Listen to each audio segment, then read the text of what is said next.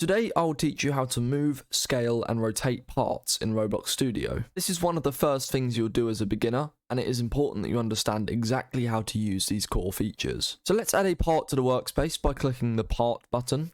If your studio layout looks different to mine, go to File, Beta Settings, and scroll down until you find Next Gen Studio Preview. Enable this, hit save and restart Roblox Studio.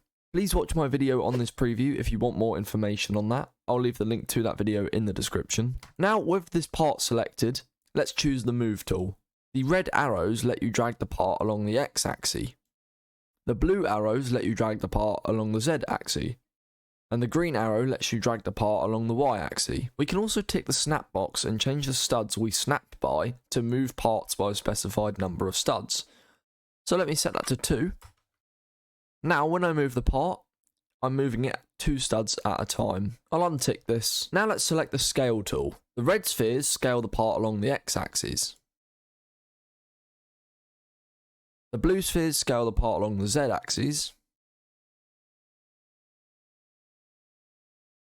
And the green spheres scale the part along the Y-axis.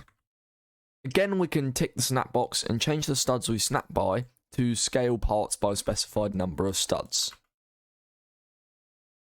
I'll untick this again. Finally, let's select the Rotate tool. We now get 3 circles that appear around the part. The red circle rotates the part around the X-axis. The blue circle rotates the part around the Z-axis. And the green circle rotates the part around the Y-axis. We can tick the Rotate tool and change the angle we rotate by to rotate parts by a specified number of degrees. Let me set that to 15. Now I'm rotating by 15 degrees at a time.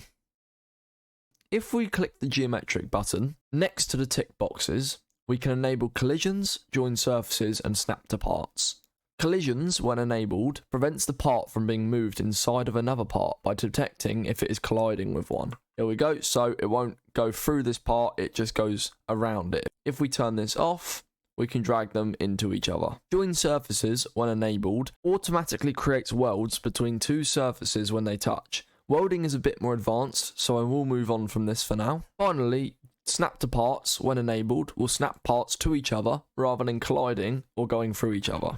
So when I go to move this part here, we get 2 dots around this part. And if I can move it into each other, but I can just touch it and it will snap to the side of this part. Or I can get the pivot point and snap the pivot point to the side of the part. That's all. Thanks for watching, and I hope you found this tutorial helpful. If you did, please leave a like and subscribe, and check out our Discord channel, which you can find the link to in the description, where we're trying to build a community of future game developers. Goodbye.